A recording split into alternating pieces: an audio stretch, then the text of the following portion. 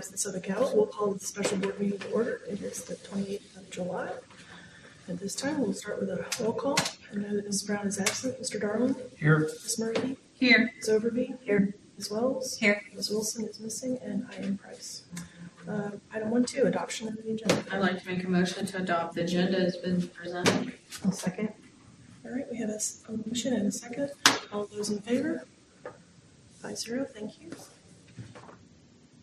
All right, moving to item 2-1, strategic plan highlight. Dr. Barble.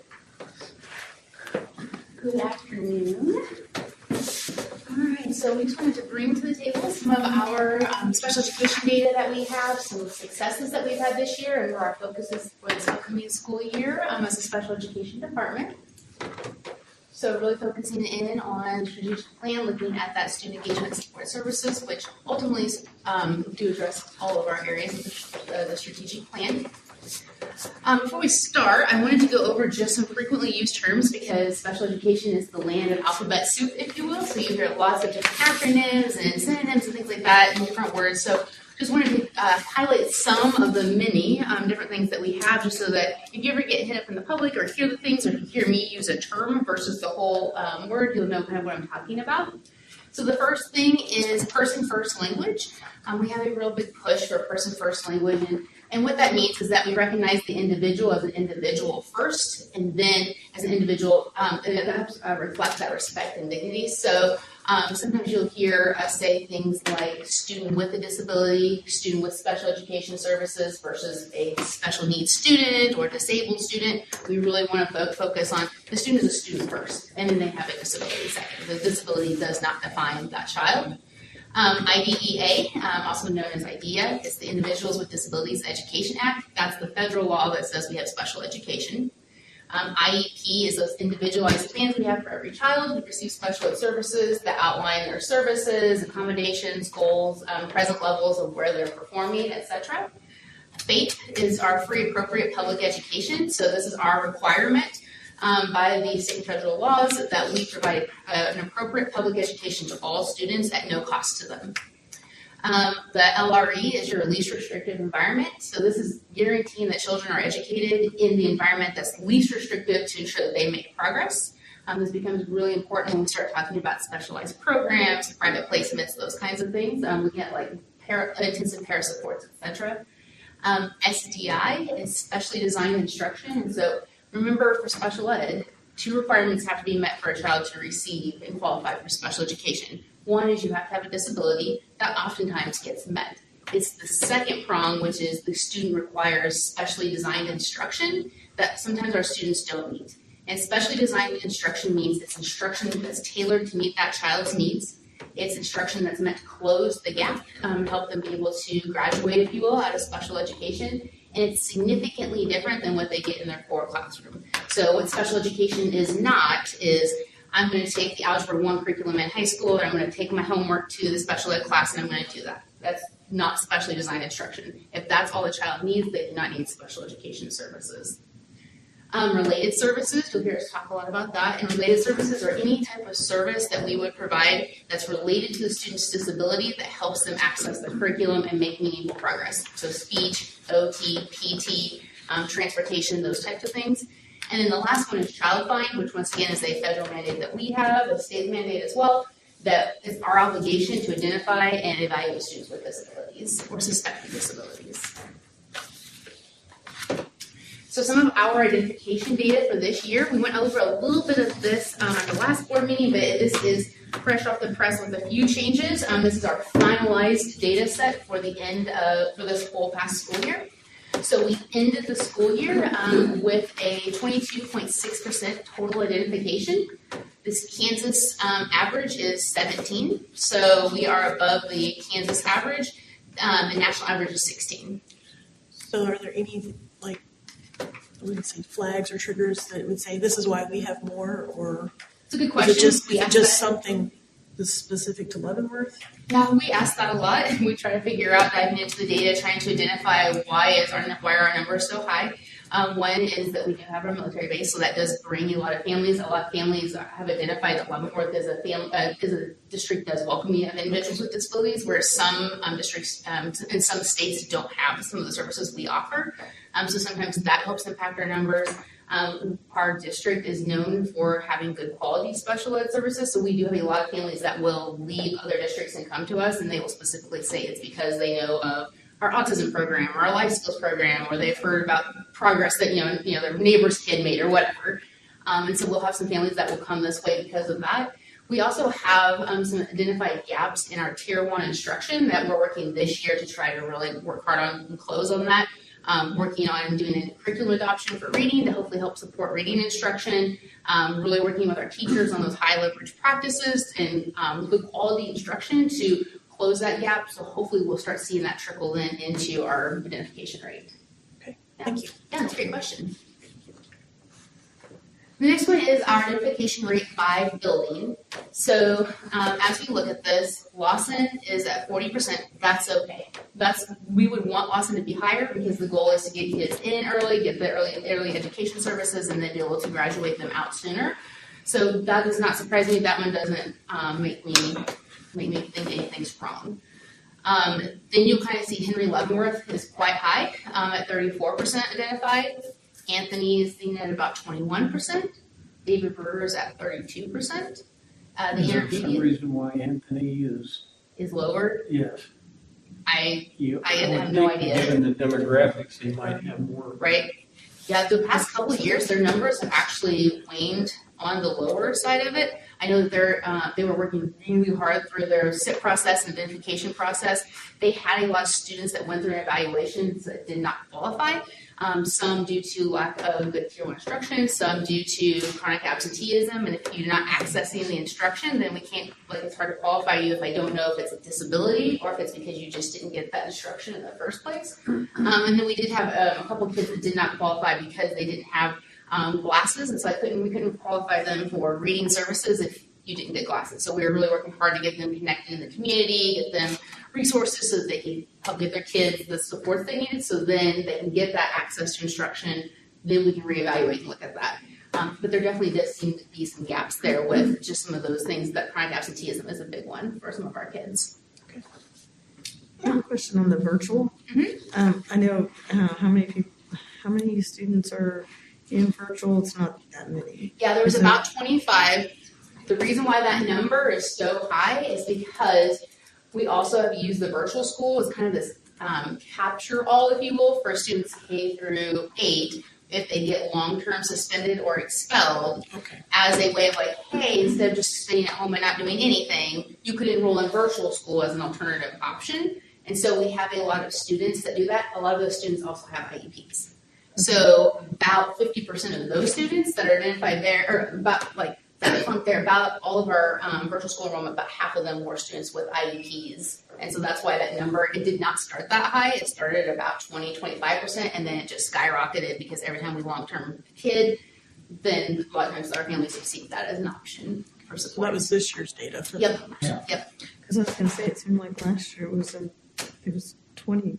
Yeah, it starts really low. Yeah, it starts really low, and then by the end of the year, Slide. yep, you'll see on the next slide, you'll see kind of where it falls. Real quick, do you think a drop in enrollment in each of the buildings could have had any effect on these numbers? Absolutely. Where maybe those less inclined to have IEPs have left to go elsewhere? Yep, and you'll see that in the graph I have up here soon, but that's a really good point, Ms. Murphy. So what we're seeing is every time we have kids that do leave, our rate of students leaving with disabilities is not matching the number of students that are leaving. And so every year our identification rate also is increasing in that regard too, because we have less students overall. So yes, that is a good point. And we'll see, like I said, I have that graph here in just a second.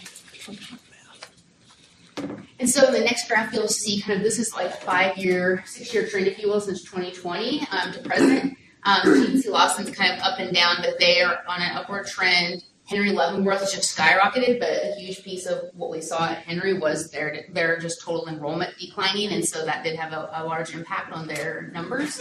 Anthony's been somewhat stable for the most part. David Brewer had that tick up The intermediate school this year also had an incline in students identified. They had a lot of students that qualified this year due to significant mental health concerns. So we have seen an uptick in those types of things, or that impacting their instruction so much that then they are qualifying for a specific learning disability, etc. The middle school was up just a hair. High school was up. So just about every building this year was up.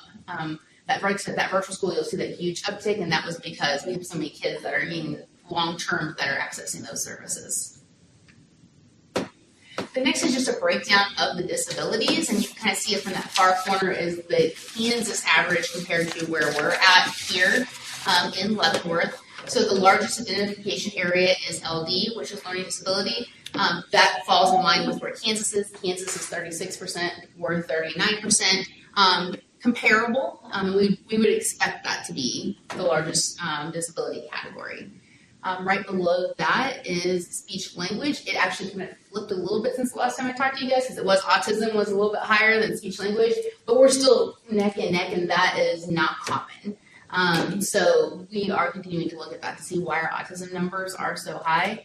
So it's a speech language and then autism. And then below that would be your labels like DD, which is developmental delay. So those are any children under the age of 9 that we haven't been able to identify a good category of where they fall at. And usually our kiddos that come in pre-K and kindergarten, unless they have a distinct multiple disabilities or something like that, they typically will qualify under DD, and then we'll tease out specifically, is it more SLD, is it autism, what is it as they get a little bit older and we see more signs of once they're exposed in the school setting.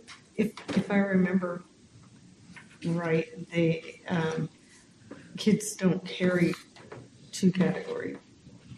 They're in like what you're saying. Because I'm thinking back to Rebecca was OH for a while, and then So sometimes she was really little, yep. and then but they don't carry. They don't carry 2 designators. Sometimes they can. Most of the time they don't. Most of our students just have a primary disability and that's all. Some of our students will have a primary disability of SLD, specific learning disability, and sometimes they'll have a secondary label of OHI if they have ADHD or something like that. Sometimes when we look at that, we're weighing what is the primary impactor? Is there something that's secondary? Sometimes students could have just OHI and also have a learning disability as well. So it's really up to the evaluation teams to dive in and look at that data and try to figure out what is the primary concern. Is there a secondary concern? And then there are some rules, like, for example, a student cannot be identified with autism and emotional disturbance. It's one or the other through the state of Kansas. So there are some special rules in there.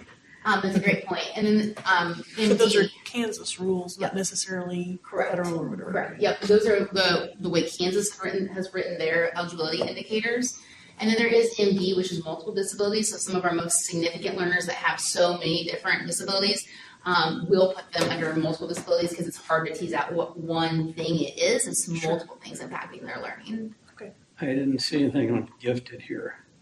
Yep. That's a totally different. Yep. So we currently have, when I ran the data at the end of this year, we have 28 students as gifted. That number has dwindled over the years. We have an amazing and gifted facilitator that is trying to capture kids. We continue to look at our data. We've looked at our qualifying factors. We've looked at those things to try to figure out why our numbers are so low compared to where they were historically. We used to have 2 gifted facilitators. We've only needed 1 for the past several years now because our numbers have dwindled so low. With that said, Kathy can talk to those 2. It feels like pre-COVID, we had a lot of parent requests. We had a lot bigger push for gifted, and we don't have very many gifted requests anymore. Once in a blue moon, we'll have a parent that will ask, or we'll have a sit team that will, we really think this kid is gifted, but we do not do a lot of gifted evaluations. We just don't have a lot of people that are bringing it up anymore. Do you think maybe because they have other options, they may have exited? Could be that they have other options. It could be that, the family doesn't want their kid, even though it is gifted, some families don't want that label on their child. They don't feel like, getting any kind of special ed services any better than what their teacher can provide in the classroom with some enrichment.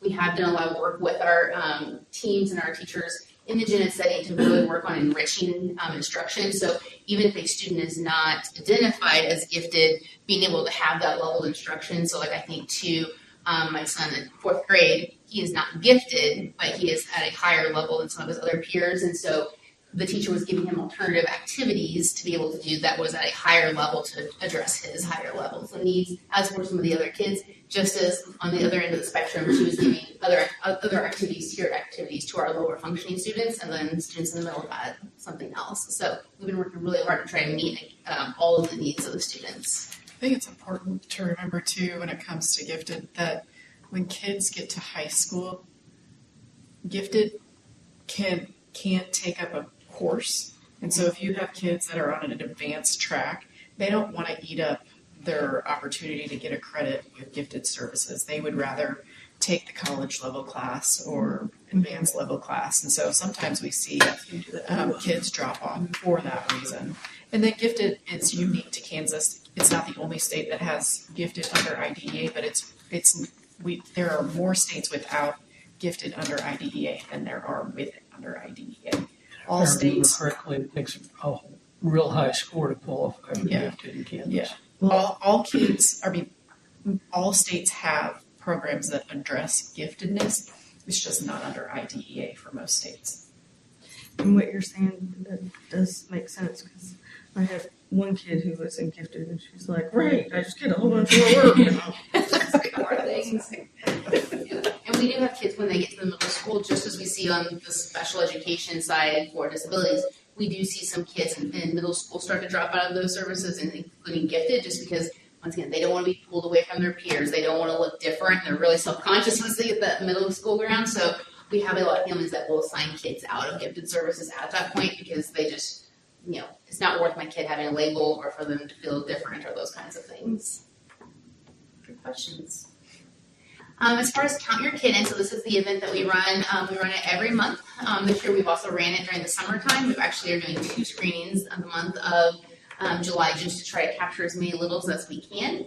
So you can see there, this is how many screenings we conducted. It does not mean that every screening resulted in a special ed evaluation, but this is the number of screenings that we did conduct. So we did have a little bit of an uptick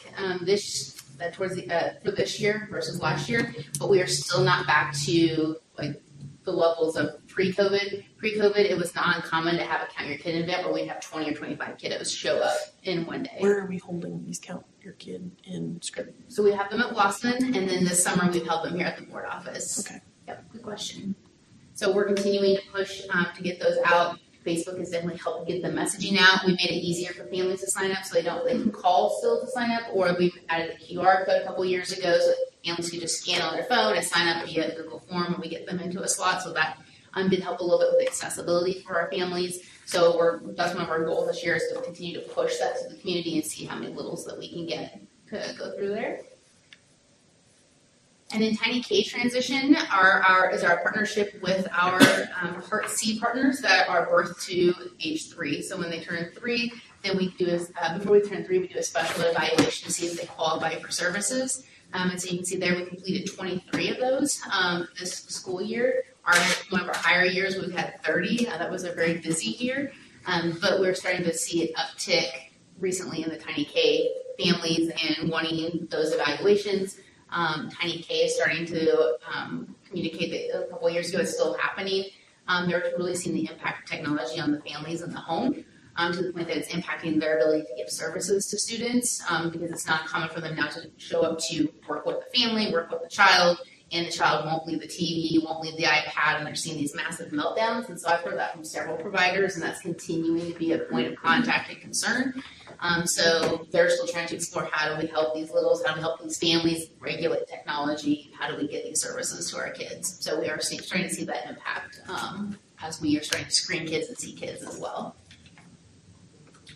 And so this is the number of initial evaluations completed. So this would be students that did not have an IEP that we evaluated under special education. Does not mean that they qualified. It's just the sheer number of evaluations we did. And you can see here actually that based on our numbers, we have had a lower number of initial evaluations than we have had in the past. So that was an interesting number to see, but certainly larger than like our 21-22 school year. And then this was a celebration of ours. We were very excited to see the number of special ed dismissals.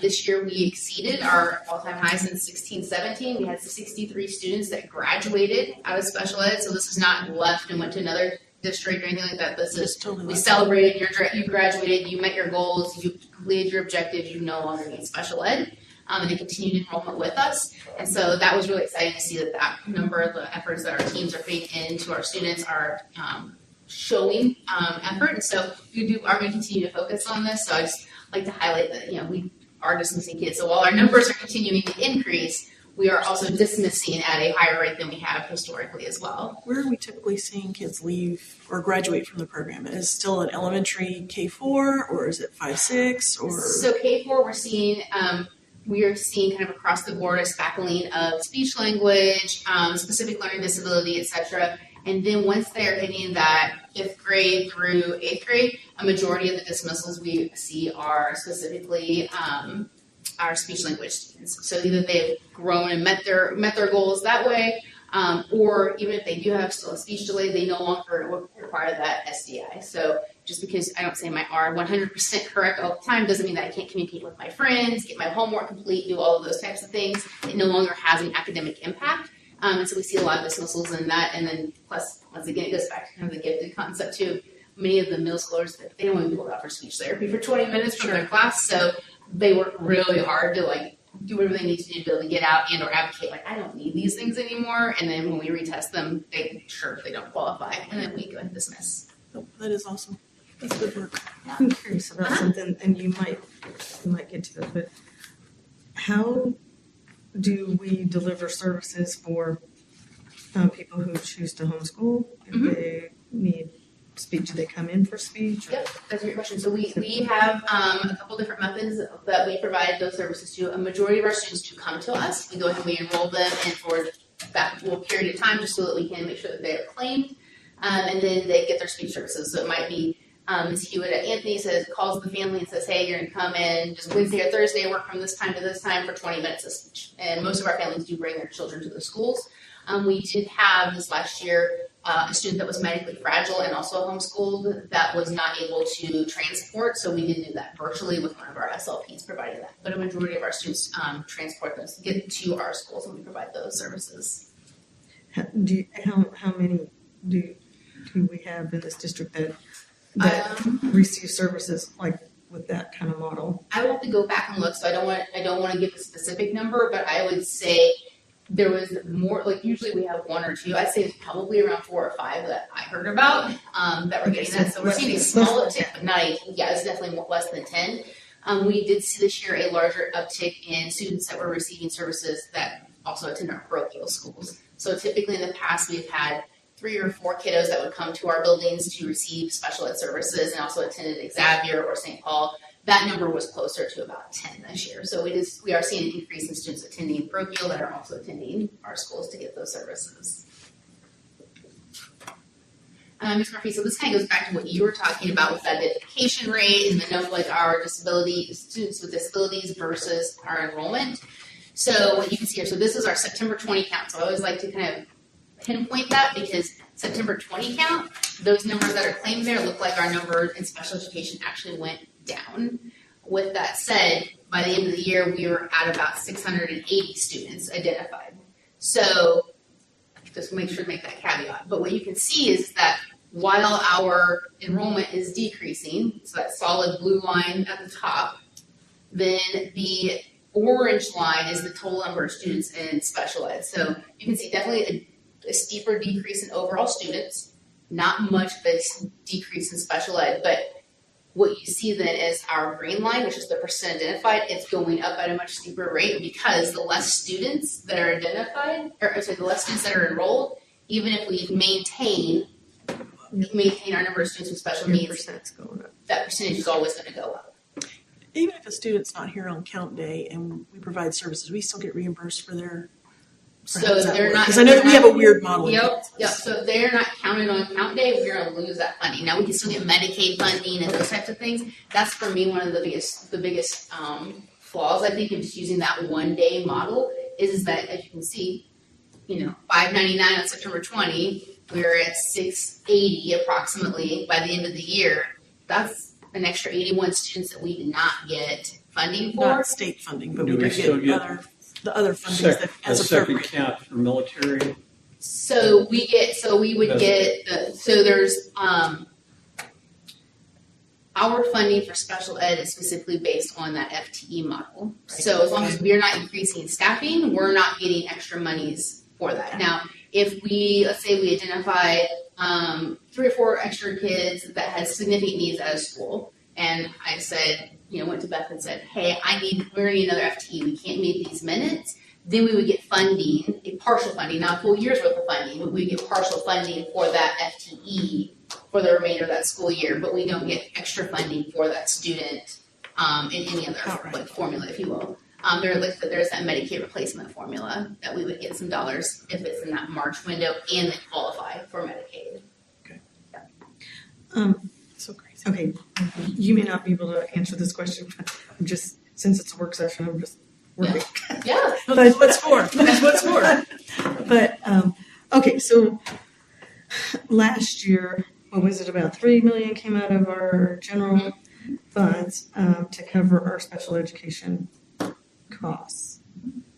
And we haven't approved a budget yet, but do you, so you couldn't speak to percent of the budget, but do you think that number is likely to be higher this year, or? I do. Preliminarily, yes.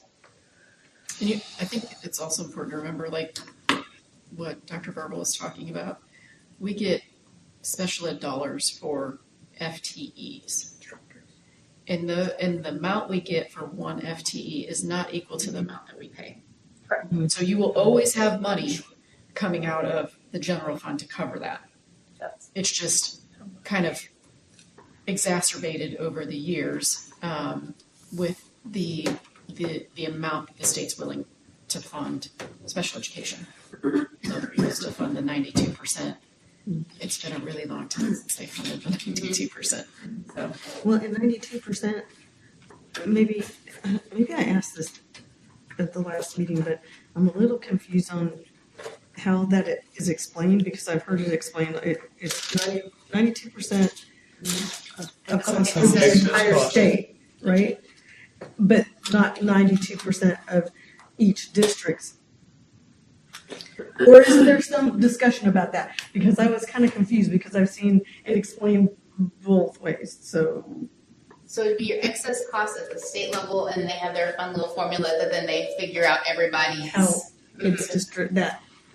But ideally, it would come out to about 92% for if the formula works the way it's supposed to, it would be 92% of that. It should be pretty equitable across the board. Now, if you throw in the federal side of it, it gets even a little more wacky, because the federal government was to fund 60% of IDEA, and the states were supposed to fund the 40% that was left over. So Kansas said they were going to fund 92% of the 40%. So it kind of gets, and then the local agencies were to fund the 8% that was left over, and that's just completely imbalanced now. So you have the federal government who funds at most 18% of the 60% they're supposed to fund. And it just rolls downhill. And then you have the state it hits the local level, you've got nowhere to go. Yeah, then you have the state that doesn't fund up to the 92% and also has to and somehow it has to make up the federal dollars. And then you have then the local burden of whatever's not made up by the federal and the state government to fund the rest. And if you don't provide the services, you get a lawsuit on top of everything else. And you still pay So for what it. you're saying is, we're not spending like drunken sailors at the local level. No. Because there's nowhere to go. See, if it's not funded properly federal, then the state has to pick that up, and then the state. Yeah, like you said, it all trickles down. And some of the information you'll see is that, well, you do get funded at 92%, but that's considering your local option budget. But if you consider our local option budget, then that money that we spend on general education students goes to special ed, then we're in the hole still with general education dollars. So it doesn't matter what, you're just robbing Peter to pay Paul at that point. Still short. It's it works either way. We shuffle the money around, but either way, like, we have these needs we have to meet. And then with that, it's, once again, remember that maintenance of effort. So the monies can be spent in different ways within that pot of money, if you will. But to say, hey, we want to cut the budget by 10%, but can't happen unless we've met certain criteria. We've significantly decreased the number of kids we've identified. Those retirements where we can look at capturing some dollars that way. The contracting will help us because we won't have as many contracted staff this year, so that will help us decrease that we can claim those exceptions. But also with the cost of increase in transportation and things like that, it will probably even itself out somewhere. There might be a few dollars here and there, but inflation and the cost of everything that goes up will definitely impact. So there's two things the legislators need to work on, is actually doing the funding the way they should be doing the funding. Mm-hmm. And that also includes working on transportation funding for a better formula as well. Right now we're at 80%, but as you know, with gas prices that increase and the cost to use the buses and things like that, like that's not something that we say, well, they've increased busing by $100,000 this year, so now we're going to decrease the number of kids that qualify. Like if the IEP says they need that service, we have to provide that service. Then you have that mileage issue too, Right. because it's getting to the demographics of 2.5 miles is too far. It's really too far. Does the two, Is anyone This isn't working Little on House funding? on the Prairie going between farm. not for that. Not for years. There was, I can't remember. Did they the- just blow it off? Like nobody's. And Yeah. the flip side is 2.5 miles does not apply to said transportation. Right, yeah. If No, it's bad, but just. No, I'm just saying, but in general, it does not. Education. Your, there was a little bit of rumbling at the federal level last year maybe, but I've not seen it take any traction. And then years ago, gosh, I can't remember the senator's name from here. But anyway, she was very much, That's- If it was a Castlemont? maybe she very much was, if we're not going to fund you, you shouldn't have to do it, which I was like, well, let's not. that's a little too far the other side. I don't think that's an answer. But she agreed that, she said, we as the federal government aren't living up to what we said we would do. And so that we just don't hear as much about it at the federal level as we do the state level. So, Yeah, I was just curious about that because I know this is a big, because it's expensive, but it's a point of friction but it seems to me, it starts at the federal and if it's, at the federal, well, you can understand, I mean, everybody's trying to manage, infinite needs with finite resources, so. Yeah. But when it gets to this level, you don't have a choice about it. And they deserve their services. It's definitely something that's impacting all the districts across Kansas and across the United States. It's not just here, but you guys watch the news, you see the districts that, down south that are having to cut $30 million and closing multiple buildings and doing these different things. And unfortunately, in their communities, they're pointing the fingers at SPED, and I would never want that. It's not like we don't need to point fingers at anybody for that. But there's also, I've talked to numerous directors across the state that they're like co-ops, and co-ops are now dissolving at a much quicker rate because districts are deciding that it's cheaper to do it themselves than co-op. Because several co-ops, the directors I talked to, they've increased their assessments by like 25% in a year. And so the superintendents are like, holy smokes, that's a huge slam. But the co-ops can't keep up funding and staffing the way they need to because of needs and such. So we're seeing this where not only are districts having to cut funds and do those types of things, but things like co-ops that used to be built together to make things cheaper for districts are now dissolving and people are leaving because it's so expensive to be part of the co-ops. Wasn't I Johnson don't think I County, the understand 4 that. districts down there are short $100 million, Mm-hmm. which is why they sued. Yep. And 8 years from now, we'll finally get a decision. Can you explain? Because I don't know if I'm following that. Yeah, so in Kansas and across the nation, so there are co-ops and interlocals, and so those are service centers, if you will, that hub. Right. They can house the money. Because the idea being you can share costs. Correct. You can Yep. share staff. You can share Yep. costs. And out in western Kansas, you might have 10, 15, 20 small districts that you wouldn't think would be able to house their own people, and so then they kind of they go with the service center co-op model. The problem with co-ops and things are those individuals oftentimes are not covered under negotiated agreements. A lot of times they're getting paid at a lesser rate than if they were to work for school districts. And so a lot of people are leaving those types of positions because why would I teach somewhere where I'm going to get paid $5,000, $6,000 less or more than, where the building is, I'm teaching. There's also a level of like, if I'm not part of that district, then I'm not owned there. So like, there's some like, social things that are happening too. And so special ed directors of these co-ops are having to increase their assessments to try to increase pay for paraprofessionals and for teachers and provide them, more leave and things like that. And the superintendents are being hit with these 25-30% increases in bills in 1 year. It goes back to the FTE, Yes. the numbers that Yes. served. Okay. But I can't imagine like with a very small district that you'd be able to staff it without combined. I don't know. Yeah, I don't know how they're doing it, but I know that that's what the conversation is. There's also some.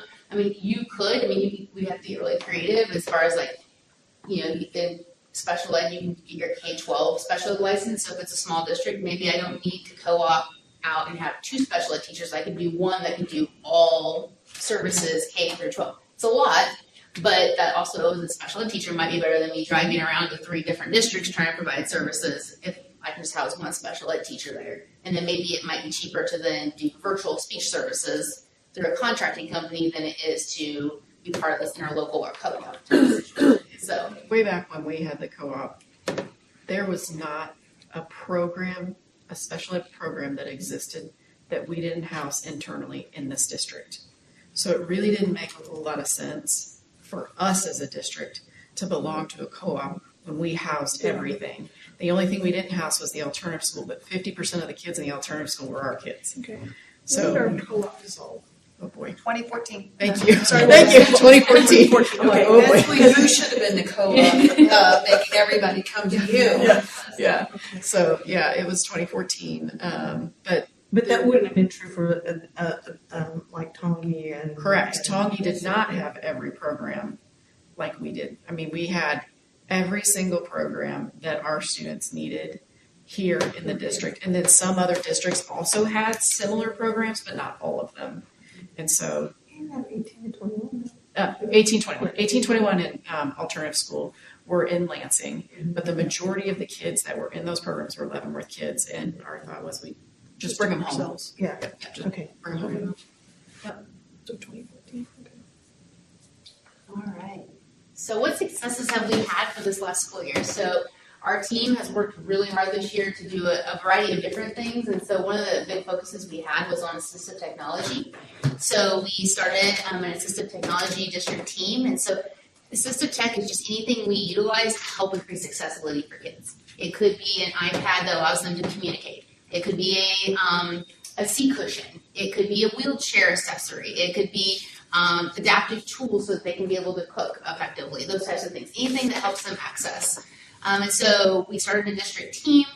We did inventory of all of our current assistive tech items, and then we started investing dollars into some new technology. We had things from like the 70s and 80s that were just really, really outdated and were just not effective anymore. So we were able to work with Infinitec to go through our inventory, find out what is still applicable, what is not applicable, work through that process. And then our team has been working on developing more streamlined procedures and processes to help support students and help to support teams when they have a student that's not accessing the curriculum, so that they can come in and really assess what features, what tools can we put in this kiddo's hands to help support them.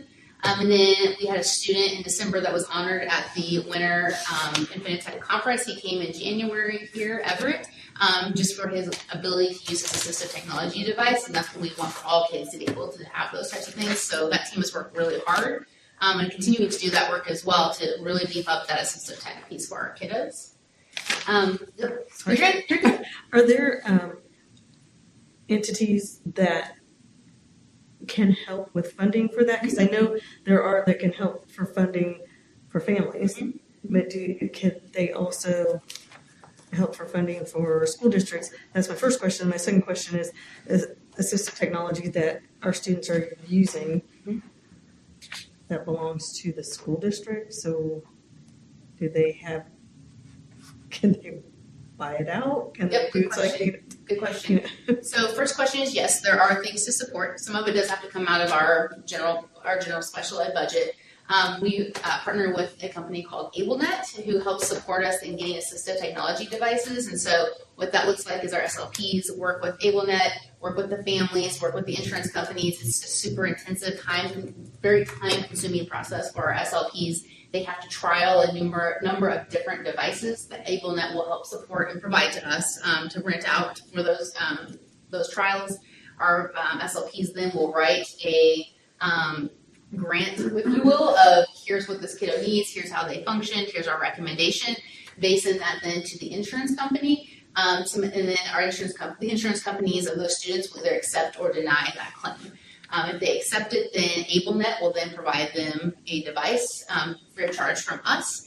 If they do not accept it, and we've already identified that that's what that child needs, then we are paying for that device for that child. So most of our kids do get funded through AbleNet for that if they have an insurance company that will accept it. But we do have, I'd say probably 4 or 5 students that we have purchased those iPads for them to utilize. That is a USD 453 device. However, if a parent did want to purchase that device out, we would work with our technology team to figure out what that would look like to be able to help that would be transfer my next that question, over. because if they left the district and they're used to using this device and it belongs to the district, is there a process, a function, or something they could buy it out? Yep, so we would work with them on that, but there is a protection for students. And so in their IEP, we do put the assistive technology in it. We don't name the specific device, so we're not going to say an iPad If you look or for a that they use function. Proloquo, but we do put assistive tech, they use AAC device, etc.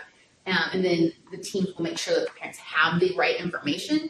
So that way if they transfer to Lansing, then Lansing has that information, so then Lansing would have to provide it. That's why we do try to always keep a little bit of fund, if you will, keep it until we get towards the end of the year, because we never know if a student's going to walk in and need a $20,000 IBS machine. And if they need it, we'll have to buy that for them if they don't have that with them. AbleNet was able to, a couple of years ago, we had a student who was in a wheelchair, was nonverbal, non-ambulatory, who we were able to do an eye gaze machine for him. And, it was really hard to ever tell. Like, nobody really knew, how much did the student know? He was not able to communicate with us. Within a couple of days of using that, he was able to tell his mom he loved her, and she just broke down because she had never, she didn't know. And, we didn't train him to do that. He learned to do it that quickly, and he was able to tell his mom, she walked through the door, she's like, he's not going to be able to do it. And, walked through the door, she's like, Mom, I love you. And she was like, oh my God, that's the first time my child's ever told me that he loved me. And it just meant so much. And he started communicating. He was learning to do all of the things. He was even starting to want to dabble in some social media type things and stuff. So it was really great to see. But once again, if that student were to leave and go somewhere else, then that district would need to make sure to provide that for them. So there's companies like AbleNet that we work with. Infinitech does some things for us. KU has a loan library. So for some of those more expensive pieces of technology, you can rent those out or rent to own those types of equipment. So those types of things we do work with. But anything that we can do to work with an insurance company, we will. And what was your second part of your question? No, I was just thinking if they were to use that technology all the way through 18 to 21, and then can we, and it sounds like we can, at least assist them in being able to work with their insurance or work with KU or work with somebody so that they have that, whatever, they have access to that device after they leave the school system. We definitely would not want to strip them of their voice that they've been trained on, for sure. That's the same for going home after school. Some people are worried about devices and things going home. They might get damaged, but that's their voice. We don't ask them to stop talking when they go home. So We have insurance on their team, and I team that can possibly repair it. it's just a part of who they are. My question is, I know when it comes to a lot of nonprofits and other places, money is just as tight with them too because people aren't donating the way they used to. Right. Are there other grant opportunities that can help assist with those programs? I'm sure you probably look, but then I know new things pop up all the time too. Yep. So we were able to get a grant through Infinitech this last school year to help kind of support with this, just getting things up and running as like with the team and getting some new equipment and those types of things. And that's one of the things that the team is tasked to do, is to be able to continually look for those types of grants and be able to apply for those as they apply to our students to try to help secure us additional technologies and funds for those kinds of things. What about a student sponsorship, where you talk to a corporation to where they can outright sponsor that child for their equipment? That's something we could look at. Okay, Thank you. Absolutely. Another success we had is we have been working to expand some of our curriculum options for our teachers. And so we've worked on adding some additional math and reading resources to those tiered interventions that we provide, just to once again make sure we're providing the best high quality instruction and most relevant resources that we have. So we've really equipped some teachers with additional resources. We're continuing to do that into the school year as well. We already talked about our dismissals are continuing to arise, so we love that. We've seen that significant decrease in number of sped contracting staff, about a 50% decrease, so we're excited about that piece as well. We also had a grant through KU this year called the Circles Grant. And so our 18, 21-year-old teacher, Jeannie, kind of took the lead on that. So the point of that grant was to work to build community partnerships, improve resources, and ultimately help increase job opportunities for our students with disabilities once they leave high school, and just making sure we have those networks of businesses and individuals throughout that can help support our kiddos once they leave us. So that was very successful, and she'll continue that work. We introduced a paraprofessional, substitute paraprofessional role this year, so we were able to capture a couple FTEs. And then so currently we have 4 part-time paraprofessionals that serve in a sub role, primarily focused on those high need programs, because what we were seeing with some of our high need programs, we're having to shut down for a day, because if you have a couple paras that are out sick, then it's not safe to operate that program. So these individuals are highly trained and know that they are working specifically in one of these locations, and so that has been extremely helpful. Definitely boosted some morale in some of our situations where teams before were kind of like, oh my gosh, how are we gonna make this work? We're short, 2 or 3 people, and like, we got you. We got a pair. We're sending XYZ in to help support you, and that's been a huge success. Are those folks, those paras, are there any paras in the district, or are they just as like a sub, like They're we just just call a you when we need you? Yep, they're just a sub. I manage those individuals, so I ask them usually on a Friday evening. I'll say, hey, what's your availability? Knowing that we always have multiple absences throughout the week, what's your availability? I get their information, and then as those absences come in, I text them and say, hey, I need you to go here today. I need you to do this. And those individuals, like for example, we have one that loves Third Avenue. So I try to always assign her to that location, and then I can claim reimbursement for her. So I also get some reimbursement dollars to help support that. That is a fantastic idea. So all of you, whoever came up with that, that is wonderful, because I know just like my own daughter was working on during COVID, she was a full-time sub, so she went to a different place every single day, and she got put in a couple special ed classrooms that she was not trained for, not prepared for, but if you had, paras that had the training and that's their full-time job, or their part-time job, but I just want to commend you. I think that's a phenomenal idea. Are they like the other subs where they are offered training opportunity in the district? They come to all of our paraprofessional trainings. They do our paraprofessional onboarding. They do all of those things. A couple of them are military moms that they don't want to commit to all day every day. They're just like, I'm available on Monday, Wednesdays, and Fridays from 8 to noon. And a typical paraprofessional role won't let you do that, but on any given day, I guarantee you on Monday, Wednesday, and Friday, I'll have an absence somewhere that I can plug you into. So that's been really helpful for them. Are they paid on the same level as our regular full-time paraprofessionals? So they make $16 an hour. $16. We were also able to capture this year, for this upcoming school year, we were able to capture a couple FTEs and be able to create a couple new high-need classrooms that we were needing. So we're calling these multidisciplinary classrooms, and we were able to offer one at Lawson and one at Third Avenue. Intent being, for example, at Lawson, if we had a student that was on the spectrum and needed the autism classroom level of programming, they would, let's say in December, they'd be, okay, we're gonna move you over to David Brewer. And so they no longer had access to their general ed peers. They had no longer had access to the playground equipment, all of the things that they were doing at Lawson. And that was a huge deterrent for a few of our families. It was like, I want them to continue to have that experience. I don't want them to be away from their peers. Or for the individuals who was like, they really need access to general ed music. But then they're going to be in music class with a first grade class because that's the closest. We're not going to create a whole different music class for 1 or 2 students. And so this classroom will be able to help capture those individuals and help support them at the building where they're at, and then be able to help support getting them in that transition. So we're really excited to be able to have that programming that we brought available. About how many would be involved? Yeah, so though it's not specific, Yeah. but just sort of a guess. Yeah, so right now at Lawson, we have 5 students slated for this upcoming school year, and then at Third Avenue, I believe they have 3 students that have some pretty significant needs. Okay. Yep, that's a great question.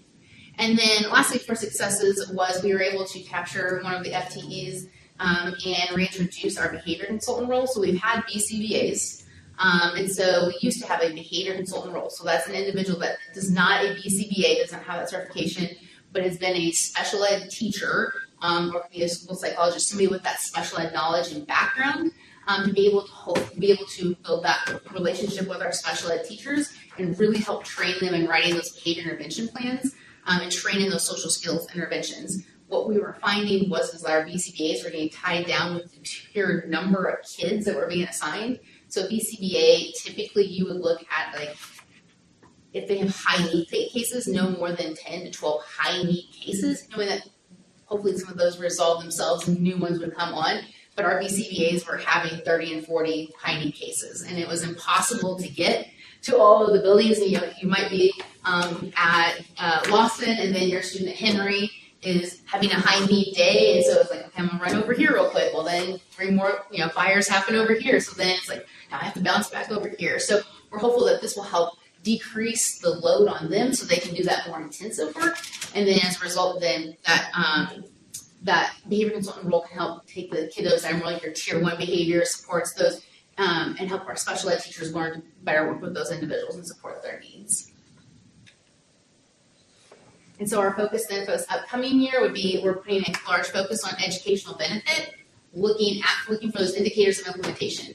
Are we seeing the results that we want to see? Are our students showing 2 or more grade levels of growth in a year in our special ed services? That's what we should be looking for. Enhancing our data reviews, working really hard with our special ed teams and our administrators to be able to analyze that data, make best data-based decisions, make sure that we are qualifying the right students for our services. Continuing building capacity across the district and cross-training. We have a lot of staff that are interested in things like becoming administrators, becoming coaches, becoming facilitators, the behavior routes. So we're really working hard to train those individuals up so that they have the skill sets and that they can maneuver into positions as they wish. Continuing that assistive technology work like we talked about. The things that we are going to do this year is we're adding a communication station, if you will, here at the board office. It'll be in our special ed space. And so that way then any teacher across the district can go make visuals at a computer that it'll have the laminating, it'll have everything right there. So if they have a student that's nonverbal, if they have a student that needs that for executive functioning, they need that level of visual schedules, they can come over here and make all those materials if they wish. They can do that in their building, but we oftentimes hear feedback that like, we ran out of laminating, or we need the board maker, which is a really expensive program. We'll have it all housed right here. They can make those things, or they can send them to us and we can make them and help support them and getting that back to them. And then the last thing is we're really focusing on MTSS and those multi-tiered systems of supports and intervening before we qualify for special ed. And so we have a set process, but we are going to move that into SpedTrack, which is our current IEP system. So SpedTrack houses our IEPs, our 504s, our progress monitoring. It will now help host our MTSS systems as well, which will allow us to have greater district oversight on what's happening in our buildings to ensure students are making progress, students' needs are getting addressed, and students are progressing as quickly as they can through the system, so that we are not having to hopefully piece out all the things as much. So we're excited about that work as well. On 504s, about how many students do we actually have? I mean, I know it rolls, but like an average, how many are actually on I'm 504s? putting the board FYI, Okay. I don't have the exact number in my head. at the Sure. moment. I know that they're different. I know that they're different from IEPs. I was just curious how many are on. I do know 504. the high school's experiencing quite a bit of an increase in students with 504s. Okay. We don't see it as much at the elementary level as you do secondary. But counselors, we are often talking about the increase that they're having with 504s. So. Specifically at the high school right now. Okay. I was just curious. Thank you. I don't have a question as much as I have a compliment. I appreciate you taking the time to answer our questions as we went through the slides, because I know for me sometimes it's hard to wait till the very end and then you might forget it or whatever else. So I just think it keeps it fresh, and I do appreciate that very much. Yeah, anytime. This has been very helpful, Dr. Barber. Thank you. I really appreciate it. Absolutely. Anything else? Awesome. One side note, non-special ed related, that's why I waited until now to say it. Our bullying committee did work all last year on working through processes and procedures. And so hopefully in either August or September, they will be coming to do, a couple of our members of the committee will be coming to kind of walk you through some of the things that we've accomplished. We're excited. We have a bully reporting form that will be digitized so that students can either use a paper pencil at school and turn it in, or they'll be able to go to the website. A family member can go to the website and click on report bullying, and then they will be able to fill that information out. Then we'll have real-time data of truly how many reports are being made, and then we will be able to follow up to ensure that those things are being dealt with at the building level. So we've developed a lot of systems in place to help support that. Doing some training with staff this year on bullying and identifying it and addressing it. So we're hopeful that that will help support. But I just wanted to give you, I know we've been mentioning that, so I just want to give you a little snap preview. And hopefully, like I said, next month or September, you guys will hear from our committee members so you can kind of see some of the work that they've been doing. Thank you. Absolutely.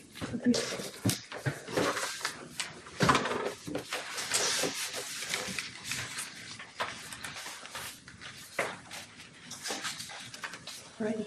Exciting. So our next board work session, 3-1. That's really exciting.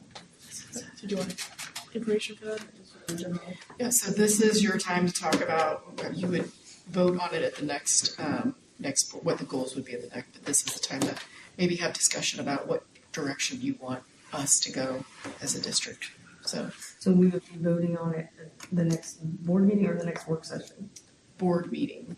Board Yeah, Right, August 10th, board meeting. August 10th board meeting. for the actual district goals. Yes, Okay.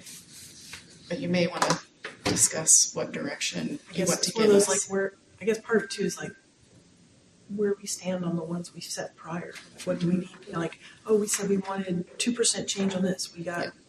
I guess you kind of see where we stand on the ones we have. Yep. Mrs. Troy, you gave me a look. Are you on that? She gave me a look. So I know she we was set kinda- numbers, but I don't Yeah. remember what they were or where we stand. So.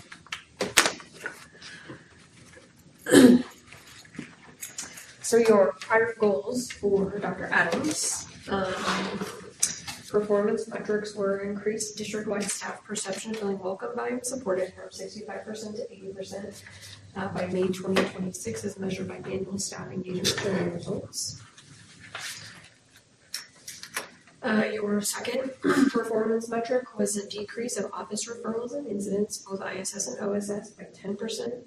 This was slated for May 2025 with updates to follow. You indicated an increase of the percentage of K2 students reading at or above benchmark by 10%. And an increase in superintendent-led community engagement touch points from 6 to 18 annually by June 2026 to enhance transparency, trust, and two-way communication between the board and the broader community. And that's where we'll leave that. Okay. Have we accomplished any of those? I'm thinking of the number 1 and number 2. Do we have any data that says that? That's what I'm asking. Yep. So number 1, we would be prepared to bring you with our kind of annual review of our exit data. So we would be prepared to provide that to you. And then number 2, I would have to triple check with Dr. Marble on the reduction of those incidents. This data that was in there was not yet updated. Yeah, that was not met Correct. for the school year. And you all received that presentation last board meeting on Right. discipline. Okay. I guess we can give us the, like on the Friday, maybe not this Yeah. one. One of the Friday updates before is We like can do that. where those were, Mhm. where we are currently. Yeah. Then we can adjust and determine where we want to go from there. Think Yeah. about it.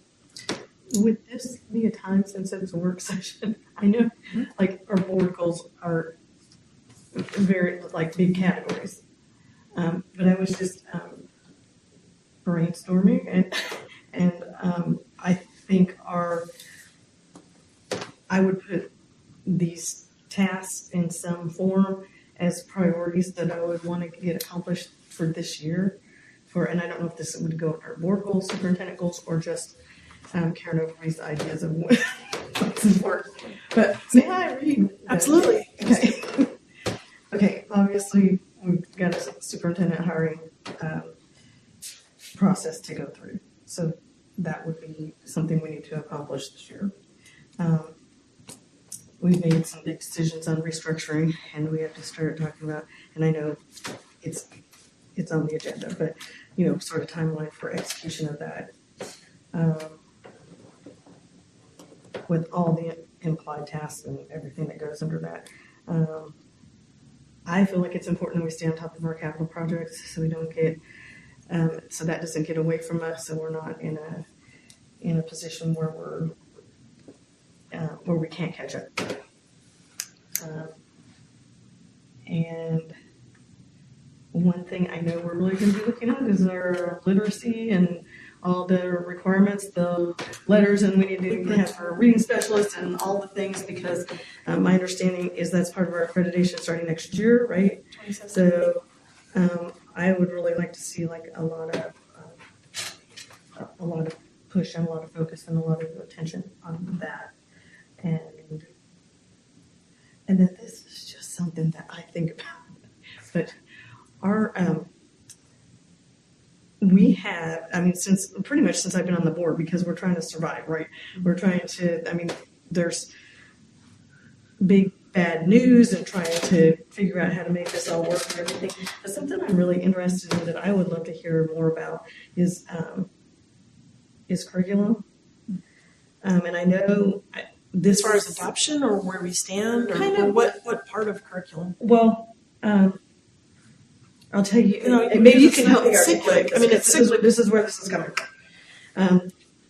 When I was in the buildings with Dr. Adams on different occasions, and we would go to different sections of like say, third grade, and they're all doing different things. Some classrooms are very engaged, and some classrooms were very not engaged. And you want to you don't want to take away the creativity of the teacher or whatever. You're going to do things your own way in your own classroom. Would it be correct to say curriculum implementation? Sure. I'm looking for the words. I'm just saying that. That's what I'm trying to figure out when you're talking about curriculum, because it's adoption, because that's our cyclic So you're, process. I guess- you're looking for How it's used. How do we know that it's being used in the way it should be used? Is that what you're Right, or getting the most out of the hours in the day, right? So, you know, and going back to the training that we went to, like the what we're teaching and when we're teaching it, and you don't want to take away like all flexibility, but you know, are we being effective? I guess because I saw all different things. They're all doing math.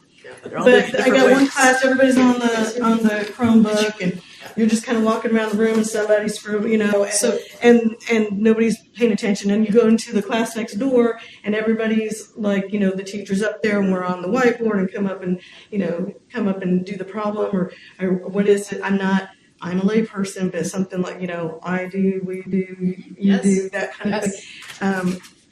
And kind of getting our arms around that, because you shouldn't be like in fourth grade and say you move to the class next door for whatever reason, you get, you know, and you're doing something completely different, up to and including content sometimes. Yeah. So Teaching and Learning is actually taking this on. So did you want to share some stuff?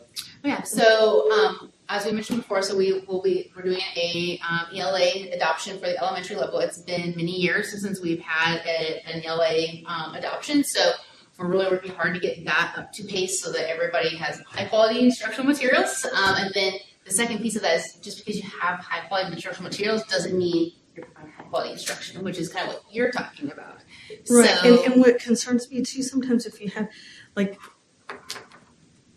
you know, you can do it 1,000 different ways. That can be overwhelming, and that can be too much, even for a teacher. Like a teacher shouldn't have to be like putting together their own curriculum or whatever. You know, like, well, how do I want to do this? How do I want to approach this? Maybe 3 choices. Yep. And, like, rein that in a little bit, because it just seemed like it was like night and day, like totally different. But they're doing the same subject, but we're not at all doing the same thing. And then I, as you know, a board member, as a layperson, or as just an observer, I don't know what is the most effective, and could we be more effective? So how we're addressing that is multiple different things this year. So last year and previously, our administrators have a walkthrough form that they do, and we tasked them with at least 10 walkthroughs a month. So that's not enough. So we're pushing them this year. We're going to ask them to do 20. Our goal is to get them to doing 30 a month, which is still not unreasonable expectation across the country when you look at what different districts require their administrators to do. So then we have administrators going in, looking for what we've kind of said is what we would like to see in the classroom, collecting data, providing then high quality feedback to the teacher on what you're doing, is that meeting what our standard of excellence is. Then we're going to be working with our administrators, principals, and assistant principals, really training them up on what does this look like? What does high quality instruction actually look like in a classroom? Because teaching and high quality teaching are 2 totally different things. And so making sure that if I go in, they might be teaching the lesson, but is it high quality? Are we getting the right number of responses from kids? Am I circulating the classroom? Am I using the resources that are purchased, or am I using paid teachers? Am I managing my classroom the way that I'm supposed to be? So we'll be training them on what do these things look like, and then how do we provide feedback in a variety of different ways. Our team at Teaching and Learning will be going out and doing walkthroughs and helping norm those things. So walking side by side with the administrators, helping them let's go in together and let's step out in the hallway, do our ratings map. Basically norming how. Yep, norming, making sure that we're good there. And then in Teaching and Learning, we also are going to be piloting, looking at some different teaching methodologies in lesson planning. So right now we have no standard K-12 or an elementary and a secondary standard lesson plan template of here's what we want in a good lesson. This is what you have to have. There is not that. So we will be pulling together a variety of general ed, special ed teachers to pilot. There's many, many different options. We'll narrow that down to 3 or 4. We're going to pilot those different options this year, get feedback on how was the implementation. We'll talk about does it fit our curriculum options? Do we see growth in students with the different models using pre-tests and post-tests, et cetera? Getting feedback from the administrators on what they're seeing in those classrooms. And then the end game for this year would be then selecting either a K-12, pre-K-12, or a pre-K-6, or pre-K-5, 6 through 12, because sometimes secondary looks a little bit different, model. Then the goal being that the next year we will train all staff on here's our expectations, here's what that looks like. Once again, making sure administrators know as the instructional leader in the building, how do we implement this? How do I have those conversations? How do I look for those things? And then end goal being that then we look at changing up our teacher evaluation tool, which right now is pretty open-ended, to be very prescriptive based off of what we expect as a standard of excellence here in USD 453. So that as an administrator, I go in, I know exactly what I'm looking for. The teachers know exactly what high quality instruction looks like here, and the feedback that I'm getting is specifically pinpointed towards what we're looking for. So it's no longer just the open comments of how did that lesson go? How effective was that lesson? Was there a formative assessment? It'll be very targeted to, for example, it might be was there an anticipatory set? Does the teacher do a good job teaching vocabulary lessons? Does the teacher incorporate I do, we do, you do whatever our models are in those different pieces, the evaluation tool will be specifically developed around those things so that we can then pinpoint. Some teachers do an amazing job at the start of the lesson, and then at the end of the lesson, the independent practice of making sure kids are applying it, that's sometimes when we fall flat. So the teacher knows that that's where they're struggling, and then we can help support them there. Some teachers they really struggle with getting that hook and getting kids engaged to begin with. So then we know that, we can identify that, the teacher understands that, and then we can work to provide that feedback. There's not that model right now, so that's kind of, as you think about that and what you're talking about, that's where we're heading, is making sure not only high quality material, but that high quality instruction, and everybody knows, including the community, what does high quality look like? What does our standard of excellence look like? Any teacher looking to come here should be able to look on our website and know, like, this is what the expectations are here. This is what, as a parent, I should know. This is what's expected in my classrooms that my children are in. And so we would want to make sure that those are very strict and those are very held to the standard.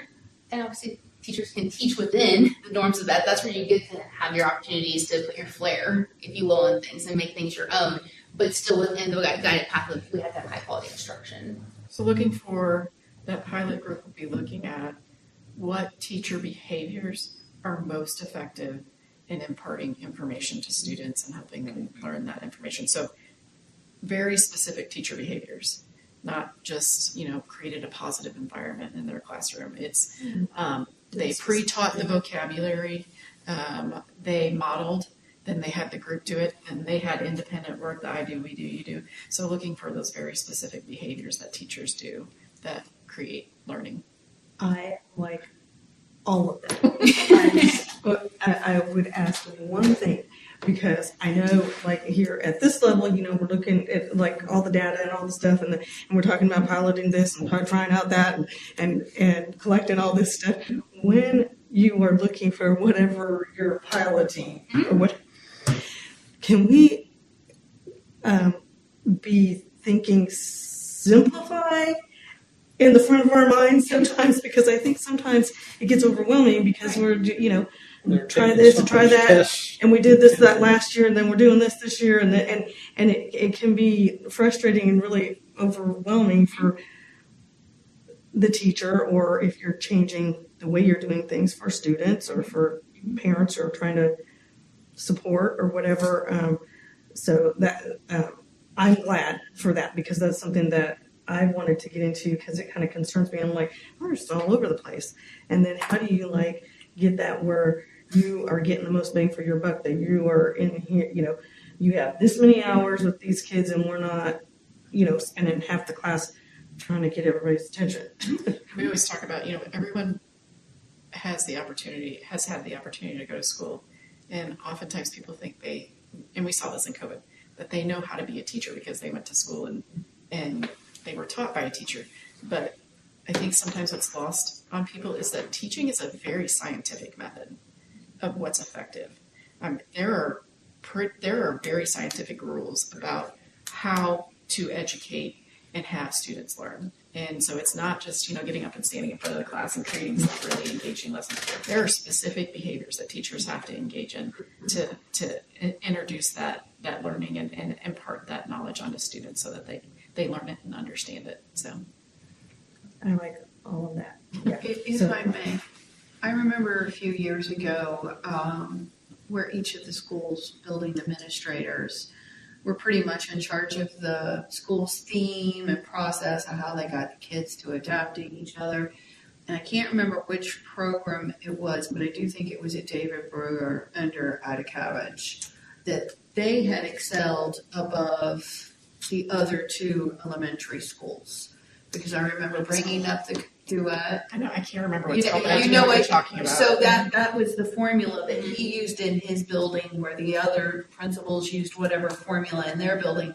And I remember my concern was, well, then why, these kids are 25, I'm just throwing this figure out here, it was 25% more successful in everything they're doing to include behaviors and everything else versus the other ones. Then it almost feels like these kids are getting lesser of an education or quality education.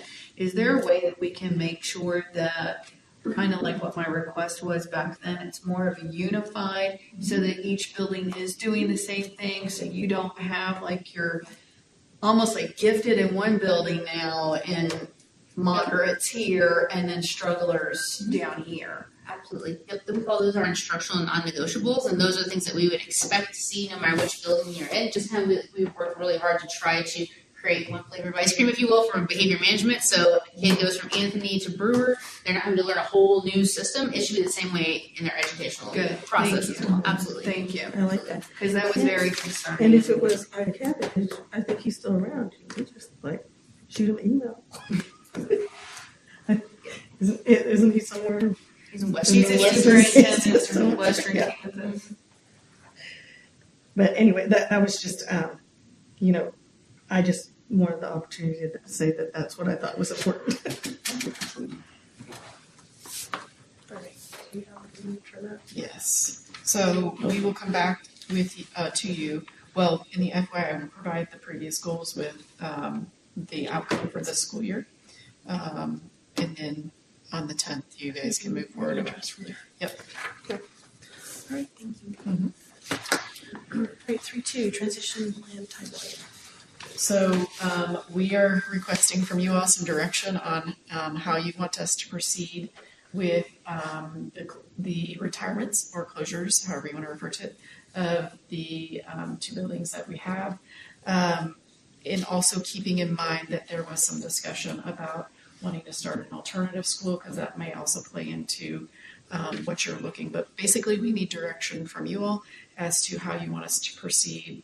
Do you want do you want us to present options to you? What things do you want us to consider as we're looking at a timeline for how we are proceeding with the closures or retirements of those buildings? I do have a question about that. This has been weighing on my mind. Third Avenue School, Nettie. Yeah. It was classified as school. It's a program.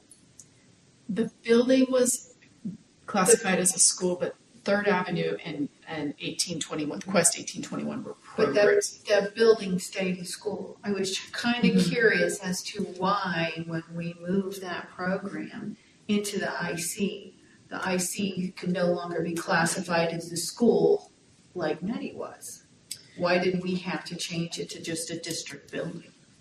Why wouldn't it have remained a school? If that big giant building on Third Avenue could be a school, why did that have to get not a school? Right. I don't know that I have the answer for. I haven't gotten one yet. I thought maybe another new face would tell me why we would have to retire it So as a school, because it does have that program. I know we moved parents as teachers somewhere else, but Yeah. This is not, I don't believe it's going to be an answer to your question, but I do know that, so even before we had Third Avenue over at Nettie, it was still considered a school. And so that never changed. I know that doesn't answer your Because question. there's been school prior. to Yeah. being- Yeah. right. I mean, IC was a school. It wasn't. I mean, when I first came to work in the district, it was Nettie Hartnett Elementary. And then when it closed, it was Nettie Hartnett Education Center. So the name was changed at the state level. The building code as Nettie Hartnett Elementary was closed. Okay.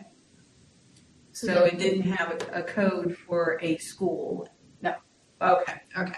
So in our directory, Richard Warren Intermediate School no longer will, it's closed. So we don't have. No, yeah, students. I knew we voted for Yeah, that. but Third Avenue School program still has the same code. Quest still has the code. Virtual School, we had a virtual school with some code. It's just Richard Warren Intermediate School as a code, a school, if you will, that won't exist on the directory. So essentially, you can move Third Avenue and Quest over to the high school, and they would still have the code that's assigned to them. Okay. Did that help? There, yes and no. Okay. Because it was the building, the IC was a school that housed, now it houses a program, just like the other place was a school that housed a program. So it just seemed kind of weird. And I had a couple of people asking me, besides my own brain asking me why. So thank you. So I think it's important that whatever moves that we make from the Child Nutrition Center and the board office that we're not doing it multiple times, that we're being as cost effective as we possibly can.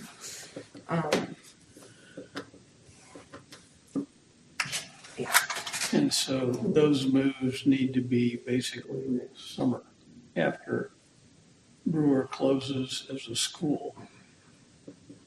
And we also, if we're going to relook at moving board offices into the IC building, we're going to need to have another board vote on it. Yes, we will have to have another vote because So I think the first question I would have for you all is, do you want us to provide information, explore the options of an alternative school? Yes. Yes. Okay. we need one. Okay. I just don't know if we can afford one. We need one. I don't know if it, as you said, I don't, It's financially feasible. maybe that's a goal for the second year. Maybe. You know, And that's what we need to know is like, you know, what's the feasibility, acceptability, feasibility? And so- starting slow with like just one grade level is an acceptable answer to me. Okay. And I think that's where you were going with moving once. Is that Yeah, I like if mean, we were going to create an alternative school, you wouldn't necessarily want to move those I would like, over to one place and then have to move them again. it's my opinion that I think that the alternative school would be best set at the intermediate center site. And we should, if we're moving things into the intermediate center site, we need to make sure that we're not taking up the space that the alternative school would need. I'm fine with that space being empty on a placeholder, assuming that we can get the programs and the funding in place to do that. And if it's not going to happen, then eventually we can do something else with that space. But I would think we're all in agreement that an alternative school is necessary. It's just whether or not we can make it work. I think it depends on the style of alternative too. That being said, though, I've had some people within the NetiQuest 18 to 21 express that they actually need more space. So, Yeah. just to put I that think it's more publicly space. on the radar. They will be getting more Yeah, space. Yeah, Okay. they'll be getting it next year. So. I have maybe a crazy idea, but it's something since I've had to do the detour up 10th Street. I keep going by the yes. I'm thinking, okay, I know that the school is closed, but Which one? the IC, Yes. you know, and that their Third Avenue is over there and everything. But I had somebody express to me that they were concerned about the middle school side being super crowded. And I got to thinking about that because if I'm thinking about like what we were shown on the trajectory, that it's going to get, that one's going to be the fullest for a few years. And I just got to thinking, could you, if it got really full, could you, without opening the school, but use a couple of those classrooms, not restructure anything, not open another school, but a couple of those classrooms, like for 8th grade science, for, you know, I mean, I think next year or a couple of years or whatever. If always it, an option. I think those are year-to-year decisions based Yeah. on what enrollment. I would think so. And with the goal, like I'd like to do the alternative school, I'm just thinking how much space is there if it, you wouldn't restructure anything, but just, it's there, it's right there, it's just a walk across there if you had to use like 2 classrooms to, And I would just share a recommendation or maybe consideration I would give you all is that I would think that you all would want students in your newest, most well-maintained building in the district. Not to say that there's anything, wrong with David Brewer, but it's the newest construction that we have. It's the newest dollars that you all have committed to putting into it for students. And so that would be something that I want you to think about and as you make decisions and your thoughts that you thought processing that you go through is that that's your newest building. And I would think that that's what you all, I don't know, can't speak for you, but that would be something you would want to consider is that the newest building has students in it. not just from a safety and security standpoint, but also just a more up-to-date standpoint of things. And those pods are actually very flexible Yeah. for doing lots of things. And there's, the art classroom, which could continue to be used for art, et cetera, as an alternative school. Yeah. And, I think having a vote later on to move this building contents over to David Brewer or another facility to keep it open and get rid of the old fire station and David Brewer's got space for those two chillers. Mm-hmm. And you could put up a metal shed to take care of the trucks and the forklift. Mm-hmm. You got that little U-shaped cutout between the old classrooms wing and then the new gymnasium area. Yeah, and I park would, stuff in there. I would encourage you all to think long-term. Obviously not right now, but maybe several years down the road, you will have an opportunity to, relocate your facilities and technology departments into one location. And then those are then additional rooftops that you can then not have to worry to maintain that. Now, that is long-term thinking. That was maybe mine is what kind of phase are we looking at to consolidate all of the central office duties, functions, which would include I would facilities. think that the IT office would be the hardest just because of The location of the switches. all the switches and stuff would be one of the most expensive. Well, there's that Your other office phase would where they talk go about into the a couple population classrooms. increasing again after 5 years, so it may be having to be somewhere at school again. I had some other concerns brought up to me by some educators at Lawson, that the kids there, pre-K and kindergarten, do not get lead examples. So basically, lead examples. So you have an elementary school with the regular program of pre-K, kindergarten, first, second, so on. Mm-hmm. Those littles get to watch the bigger littles conducting themselves. They don't get that kind of mentorship or visualization. It's just a lot of littles that are still unknown. Dr. Bell, I feel like we have something in place next year to offer more opportunities like that. Is that correct? We talked about it. Talked about some like mentorship type of opportunities to be able to bring students in from other buildings to be able to come and do like peer modeling and peer mentoring. They dabbled in a little bit of that, but working on trying to make that more bigger scheme. Also talked about like having more high school students, once again, much older that can come over and help support, help be able to be that mentor, that guide for them to see like, this is where I'm heading, this is where I'm growing.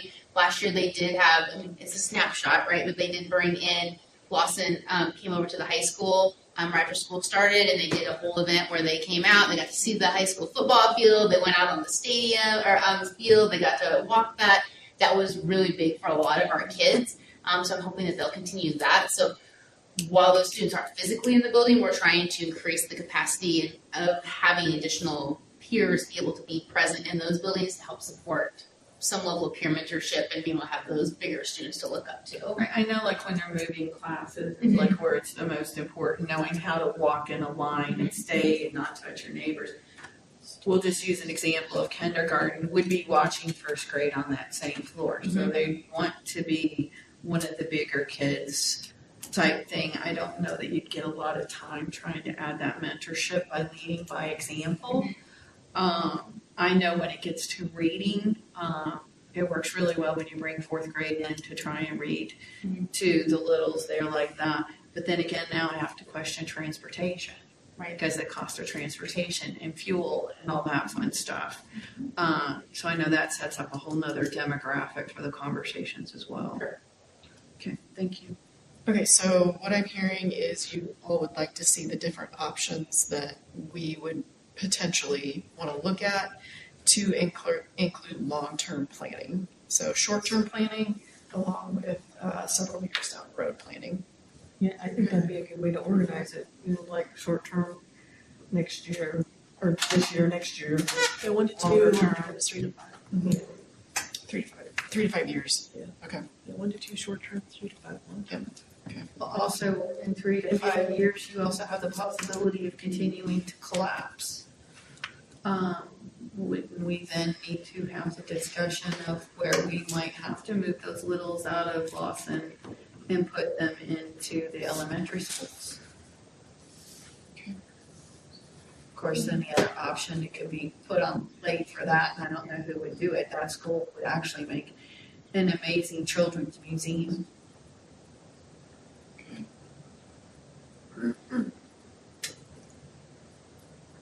Okay. I think we've got what we need Okay. for that. Okay. All right. Kathy, Yes, ma'am. on our boundary study. Yeah, we're not there yet. All right. The second part of those considerations, the transition plan, is looking at. We're going to be bringing to you in August proposal from RSP Services to look at boundaries. We do not have the capacity to be able to do that for you all. They will look at enrollment, they'll look at demographics, and they'll look at transportation. They also will provide services to develop committees to address the needs, and then also have community engagement forums in the buildings for community members, families, parents to attend and provide feedback. They'll then come up with options for the board to consider, and the board then can make a decision about how they want to move forward. What do you see the timeline receiving that information? We would like to see a decision made by December. So, and they have the timeline. They'll be providing that in August for you, along with some of the information I just shared in a little bit more detail. So they'll give you all of that, all of the work that they'll do. It's their work. It's not our work. And then the timeline that goes with that. It's the group that did the prior boundaries. Yeah. We used RSP for boundaries before. Yes. Yes, we have. And just so you're aware, it will come with a cost. So just be prepared for that. Okay. Wasn't it right around $10,000 the last time? 10 to 15,000.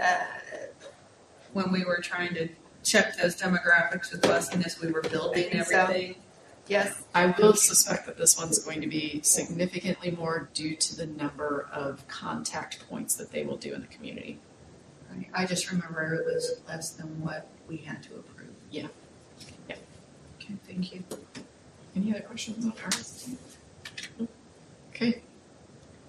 That's it for timeline. Okay. Unless there's something else you want us to put on radar. Not offhand. Okay. If there's something, I'm sure I'll let you know. Okay. So 3-3, superintendent search. All right. My guess is that if we want to make, they come in waves. So like January, February, March, April, May, June. We don't want May, June. We really don't want March, April. We want to make a decision somewhere mid to late February, which means we probably start the process in November, December. Yeah. Do you have a? I think question was posed about service to use for. We can go and superintendent find out. search. Yeah, we can find out what's out there and what's available. Okay. Is that something you want us to bring back to you? What's available? The cost and who's willing to do that search for us. I think as part of it too is also where are we going to get a bigger pool? Pools are not going to be large. I know that much just from prior processes and hearing how different searches are going across the state. And you all did receive what I forwarded from KSBRC, because I know they do that now. And cost-wise, they seem to be pretty much in line with KSB, but I don't know. We also have a lot less experience in that area, so I don't know. But I think, my understanding from Dr. Adams when asking him about that, there's all kinds of organizations that can do that at all kinds of price points. Yes, there are. So many. Yes. But the flip side is also we need to look at what's best for them. So Yeah. so you can come back to us with what options. Yep, I'll bring back to you organizations that we've been able to find. Probably reach out to some of our other districts about what organizations they've used outside of the ones that we've used in the past, along with price points for each of those. And also too, is asking them like, what is their timeline? Because some of them, depending on where they're seeing their timeline, where they can work. Okay. But I just know that we probably want to do that early, be in the earlier decision making and selection, not March, April, May, June, because the pools will be even less. Yep. Yep, I think you have a good leeway to be able to try to find somebody. Because I think our sweet spot would be if we can make it, if we can interview and make a decision in mid to late February. Anything else on search? Anything else? I've got something for the board. Is the last 6 months, this board is fractured. Too many important decisions are 4-3, and I think we need to get some type of grouping together and lay out what are the important things for everybody in here. Taking care of kids, of course, ought to be, in my opinion, number one. And then we also have a responsibility to the taxpayers here in Leavenworth. And as we talked about a superintendent's thing, we continue to be fractured. That superintendent's going to cost us somewhere 5 figures more than it otherwise would for that superintendent to come in here. Whether it's a low 5 figures or a high 5 figures, I couldn't tell you. But I think it's at least 5 figures, and we need to come up with a grouping of what we believe in as a board and go from there. Our own personal opinion. I agree. Would you include in that discussion sort of what I probably jumped the gun on tonight about what I think is important for us to accomplish? Or are you? We all More have of how reasons to we're here. We all have things we hold dear. And I don't think we all understand. I don't certainly understand everybody's. And I think having a, do I say organizational effectiveness meeting to figure all that stuff out? I'm sorry, Judy. But sit down there and try to work out something where we can give good guidance to the staff so they're not getting whipsawed by board members on what we're asking them to do. I think that would be very helpful because our guidance cannot always come in the form of feedback, as in you did that wrong. Right. No, that's not what I wanted. So let me see if I can, if we're you and I, or if I'm hearing what you're saying is, you are hoping to maybe find training, professional development, an A organization facilitator or something. that can look at board alignment, not necessarily board agreement, Yeah. but board alignment. I would like to, best thing, of course, is 7-0, as long as we're not giving up what we find dear. But something that help us know where everybody's red lines are, to use, one analogy, but what are we trying to get done here, and fits into why we came on the board. This is something Karen and I discussed at one time. It's sort of like a code of conduct for the board itself. It's not really a code of conduct. It's kind of like how we agree to operate. Yeah, So- that would be something along that line. So We're not going to agree always, and I understand that. And that's fine in my opinion. But important things shouldn't be 4-3. Not ideally. What do you consider an important thing? Oh, that's closing what a school. Which one we're going to close? That was a It fourth. could be, but there still could be disagreement on that. To think we have to rubber stamp No. it because it's your will, I don't think that that's a fair analogy. And I don't think that's what he's asking.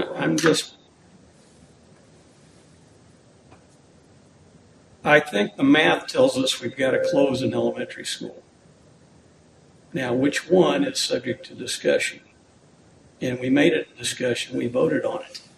But that's not the way I'd like to have the board going.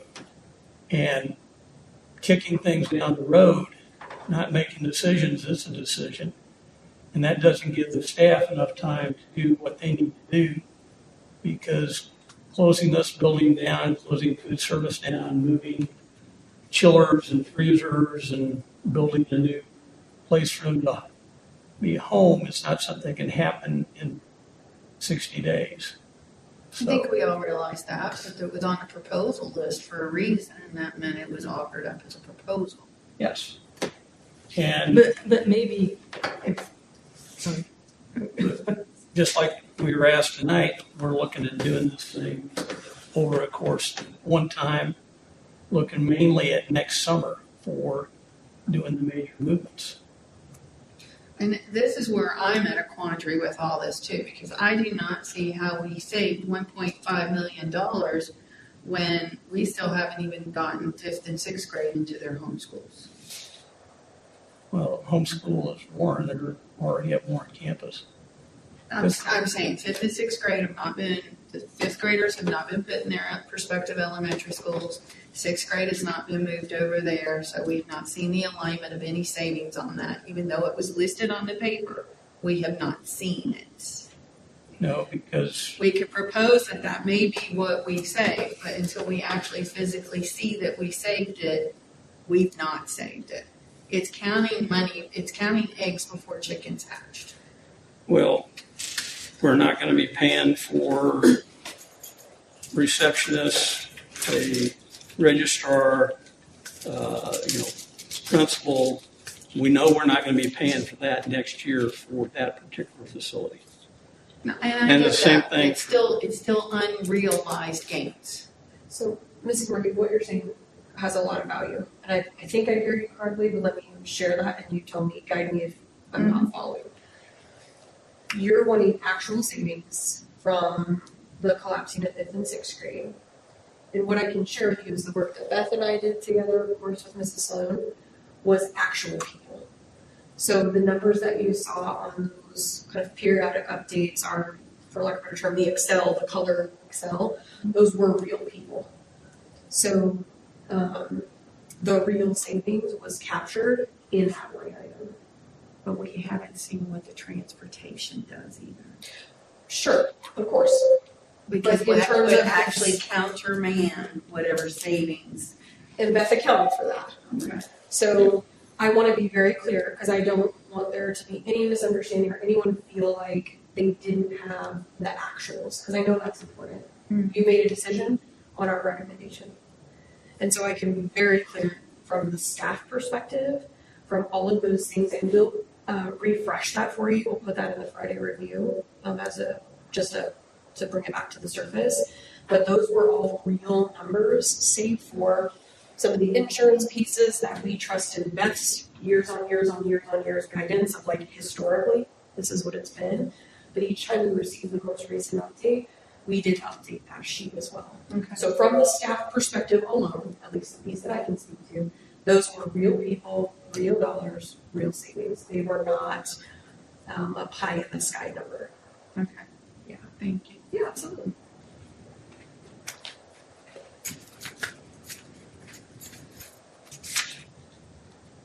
Any other questions, comments? The other comment, I wanted to go back a little bit to the district goal. We had a district goal before that included superintendent goals within that. I would like to not focus on that until we have a new superintendent, That's just specific to the district itself, not the superintendent. I think that's fair. Absolutely. I didn't know. it was Like, that I don't want thing. to provide any extra burdens to Dr. Rodenberger. I want her and Dr. Marvel to do the best that they possibly can. I am a little, everything that you presented to us about the new model with the curriculum instruction, I'm hesitant to have you do that this year while you're doing so many other things as well. Is this feasible to put this out? Like, you're not going to be drowning in, like, jumping ship?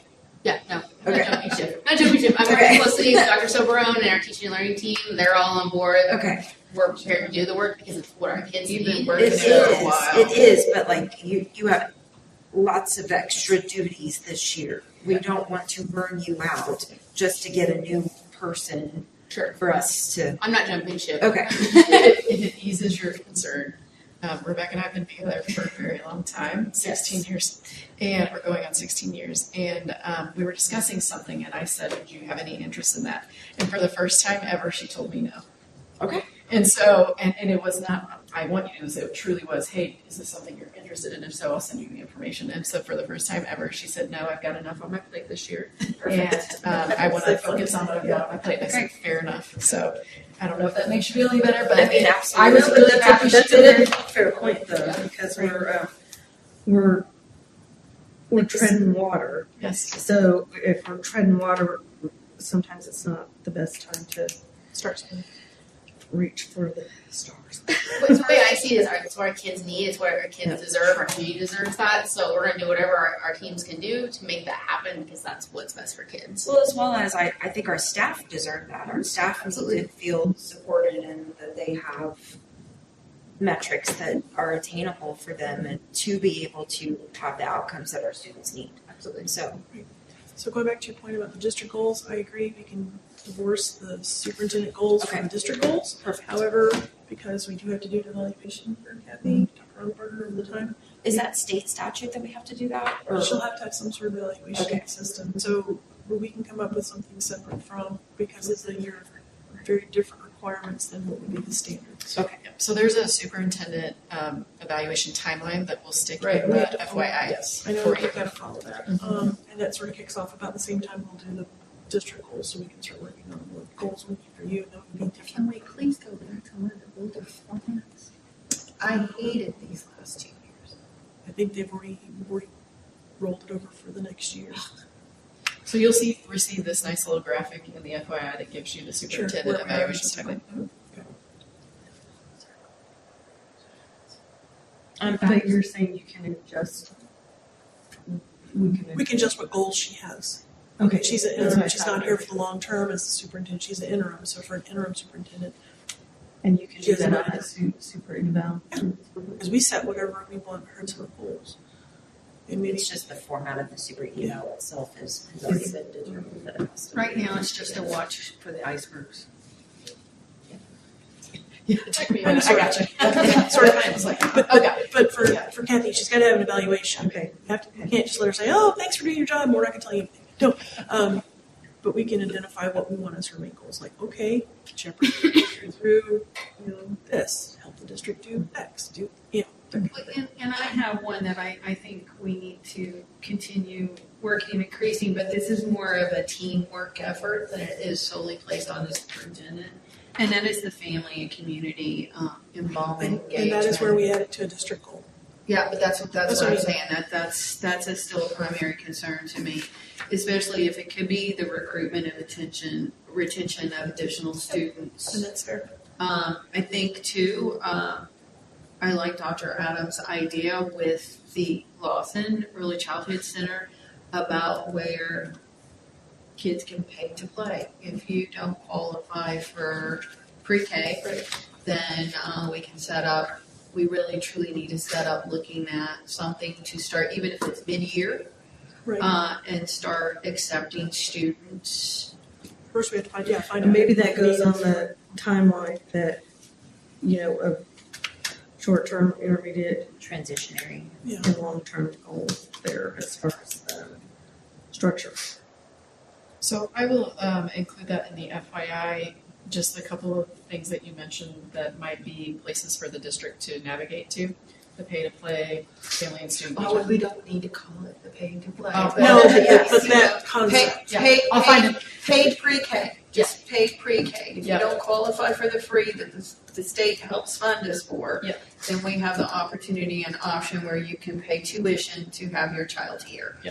And I do hear and see chatter in multiple places, to include even on the fort, they would like to have their child, can't afford Montessori, that maybe if we're more financially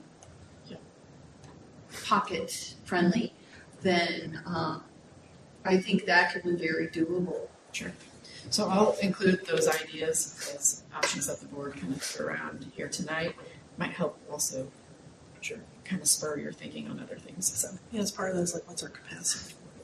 Right, capacity, and the other would be, we would have to research to find out if there are already inside the state school districts doing that.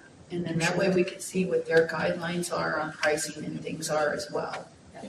That's great because we actually have started looking at that. We have had such an uptick in some of our at-risk enrollment, especially for families that want that AM session, that we've actually been able to add an additional pre-K classroom for this coming school year. And with that, we've already started exploring pay to play, and also so there's some, we can't apply for it this year, but for the upcoming school year, there's a pre-K pilot program that we can also pay to help offset costs. So that will be something we're also looking at for this upcoming, for next school year to apply for as well. So with your current enrollments, and I know it's still in transition for this year, what is your capacity? How many classrooms do you have that are basically not fully used right now at this moment in pre-K? So what I can't say is I can't say for certain 100% where that's at because they're still calling the families and doing the things. What I can tell you is that we have approximately 80 families that have applied in the past couple of years when we've maneuvered down to less classrooms. We've had to turn off the app. They've turned off the application. We have not turned it off. I've said keep the application on and we'll create a wait list if anything. And they've been able to accept almost every family. The barrier for us is that many of the families want an AM session. They don't want the PM session, or they can't come because they want both sessions, which right now we don't have that option because we only get that at-risk funding for one session. They So can that'll be pay the for that second Yes, session. they can pay, and that's what we're currently looking at is how can we make that happen. There's some formulas that we can utilize that KSD has provided us to calculate what we can charge for tuition because we can't make money per se, but we can come in at cost to break even with that. Right. So Unless it's special, extraordinary circumstances where, well, if they're in needs, they're going to be there. But it might be somebody you discover that needs that wasn't really truly visible at the moment that you assess them. and we've been able to identify some additional routes to qualify students for at-risk that have not been tapped into in the past. So we're also onboarding those. Staff are getting trained this upcoming next couple of weeks, so we can start doing some assessments to if you are below the 40th percentile. That doesn't mean you need a special ed evaluation, but that does qualify you for at-risk, and they've not tapped into that much in the past. There just wasn't an assessment. We now have a screening tool we can use to qualify additional kids to be able to get into those classrooms. Yeah, because there is room, it is open for it to apply, Lansing to apply, whoever. And I think to answer your specific question, the footprint, whether that's how we're using it now or not, or whether that could change, the pre-K wing has 5 instructional spaces. And they usually run average of 15 to 18 students. Should not be more than 20. Right, well, yeah. I know some of those classrooms, they can barely manage 12, depending on the student. Okay, thank you.